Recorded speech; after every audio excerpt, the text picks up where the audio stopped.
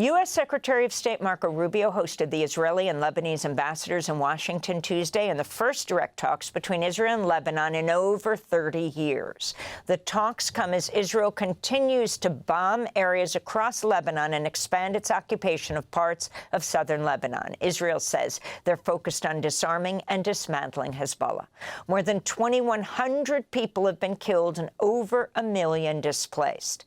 Hezbollah, which was not a party to the talks, made clear it will not abide by any agreement that results from the negotiations and called the talks a national sin. Speaking to reporters after the talks in Washington, Israel's ambassador to the United States, Yitzhak, praised the Lebanese government for standing up against Hezbollah. The head of Hezbollah warned the government of Lebanon yesterday not to participate in these talks, and the government of Joseph Aoun bravely said no to Hezbollah. And this is the beginning of a very strong and fortified, consistent battle against Hezbollah. They are weakened as they've never been, and together we'll continue to rid the threat of this Iranian proxy, which is so malign and so malignant in the region.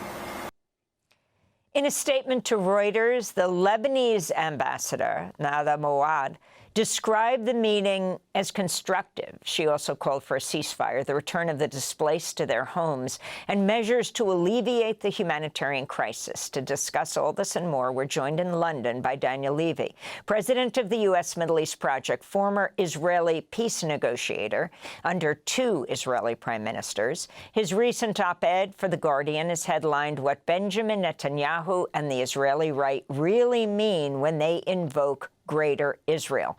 Well, let's start there. Daniel Levy, what do they mean? Good to be with you, Amy. What I tried to set out in that piece that's also on my Substack is we tend to think, understandably, that Greater Israel is exclusively about territorial expansion and settlement. And of course, that has been part of the story of Israel, and displacement of Palestinians has been the centerpiece of that. What I'm suggesting is there's something additional, more geopolitical, more strategic in play here, that Netanyahu is trying to turn Israel into a dominant regional power. It's not just about the land you take. There's a limit to, small population, how far they can settle, how much sense that makes. But Israel understands that if it is going to be able to continue its policy of zero-sum eradicationism towards the Palestinians, it needs a quiescent region. And for that, it needs to be surrounded by states that have either been dismantled, that cannot therefore challenge Israel, or by states that have been co-opted, in which Israel has created relations of dependency, and often that will mean weakening a state. And so I place that in the context of this war against Iran. It needs America to achieve that. It needed America for that war against Iran.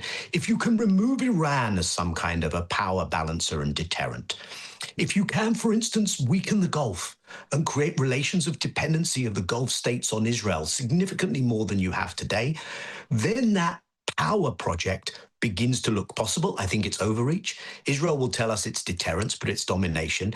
Israel will tell us it's survival, but it's hegemony.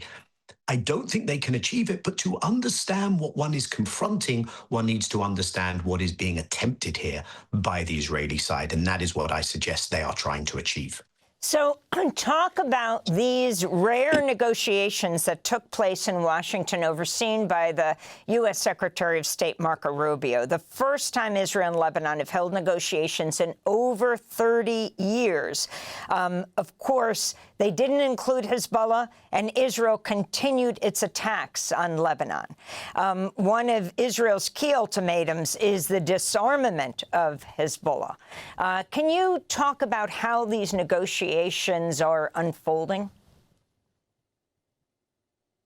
Yeah, let me try and do that. There were, by the way, meetings in Nakura in Lebanon at the end of last year of official Israeli and Lebanese teams, which were very unusual. in December and January, December 25, January 2026. But I guess this kind of official, termed as a negotiation, hasn't been seen for an awfully long time. Now, what the Israeli side comes to this with is something that is designed to sound eminently reasonable. Of course, if there is a non-state actor, that should not be able to carry arms and decide when the state of Lebanon is taken to war. And therefore, what could be more obvious than a disarmament in that context? Take a step back and let's understand why the position Israel is asserting is anything but reasonable. You have a resistance in Lebanon, you have an armed group, and you have a very weak central state, partly because that's a deterrent strategy by Iran, but it only is sustainable because Israel is a country that has invaded Lebanon, I think it's 7 times now, maintained a military occupation of the south of Lebanon and established its own proxy militia to run that for 18 years, 1982 to 2000. Since then, continues to violate Lebanese airspace, Lebanese sovereignty on a daily basis, even since the ceasefire reached in November 2024. There have been, as of a couple of months ago, the UN counted 10,000 Israeli violations, 300 Lebanese killed during the so-called ceasefire. If that sounds familiar from Gaza, well, it should. And so the idea that Israel can come to the table with clean hands, make these demands of a Lebanese government that it knows is in no position to implement that. It also knows that this Lebanese government did try and create the political conditions where you could begin to move towards at least the south of Lebanon, and then later the rest of Lebanon, where a political arrangement could be reached that Hezbollah would not carry on with this same capacity. Israel knows that what it is doing here is it is trying to put something that sounds reasonable on the table, but with the intention of embarrassing and humiliating the Lebanese government, which cannot carry these things through because it, Israel, has created the conditions which makes that impossible, and it did so.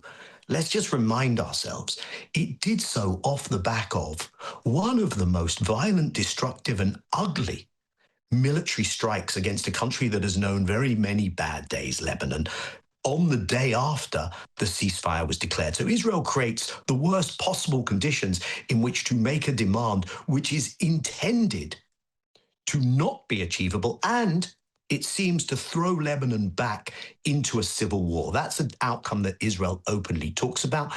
Let me say something, Amy. When I was involved as a negotiator, the first thing I learned, the first thing I was told is if you're going to have a successful negotiated outcome, not a diktat, not a military imposed outcome, but a negotiated outcome, you have to think that each party needs to come away with this with a victory narrative that they can go back to their public, with their dignity intact. And Israel is doing the precise opposite, including the words we heard from the ambassador yesterday, designed to embarrass his Lebanese interlocutor, designed again to embarrass the Lebanese government. This is not an exercise in problem solving. This is an exercise in trying to pursue a zero-sum agenda, which has nothing in it for the Lebanese side.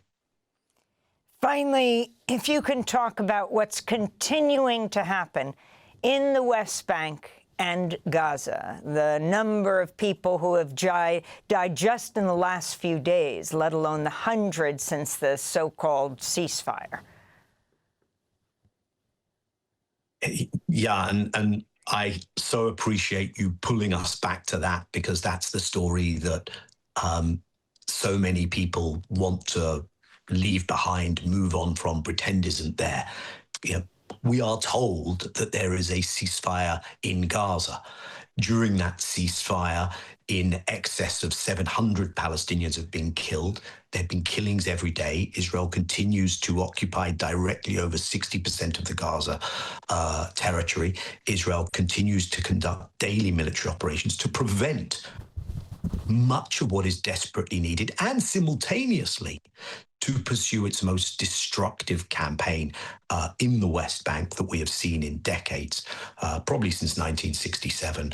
We're hearing that, for instance, Marwan Barghouti, a prisoner in Israeli jails, has been roughed up, badly beaten on a number of occasions. Recently, we've seen images of Palestinians being allowed to return to refugee camps in Jenin for the first time in an awfully long time, and seeing the destruction that has taken place there.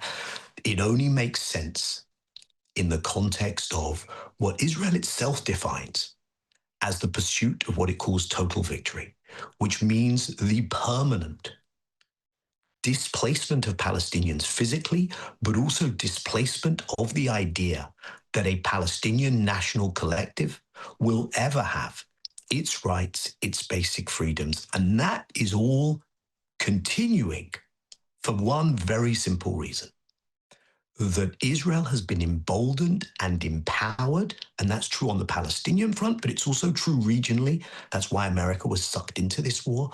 Israel has been emboldened and empowered by the impunity with which it has been treated for decades, never held accountable, and that encourages what we see today, which is horrible to behold, not only in terms of what it is doing to Palestinians, Lebanese, the region, but also what it means in terms of the extremism inside Israeli society itself, how consent in society was manufactured for an ongoing genocide.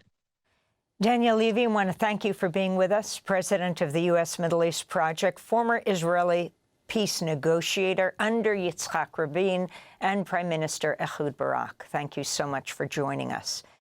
Thanks for watching Democracy Now! On YouTube. Subscribe to the channel and turn on notifications to make sure you never miss a video.